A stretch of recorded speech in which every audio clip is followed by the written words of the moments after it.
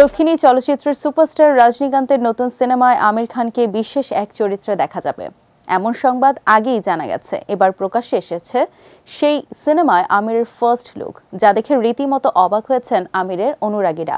আমিরের এই লুক দেখে সবাই তার প্রশংসা করছে। তারা নতুন সিনেমায় আমিরের ম্যাজিক দেখার জন্য মুখিয়ে রয়েছেন। এবার আমিরের ফার্স্ট লুক যেন সেই অপেক্ষা আরও কিছুটা বাড়িয়ে দিয়েছে। ৩ জুলাই প্রকাশ্যে এসেছে অ্যাকশন থ্রিলার ঘরানার কুলি সিনেমায় আমিরের ফার্স্ট লুক। এতে তাকে দেখা যাচ্ছে রুক্ষ কঠিন চেহারায়। সাদা কালো ছবিতে ফুটে উঠেছে আমিরের অন্যরকম অভিব্যক্তি। চোখে সানগ্লাস, মুখে তামাকের পাইপ নিয়ে ধূমপান করছেন মিস্টার পারফেকশনিস্ট।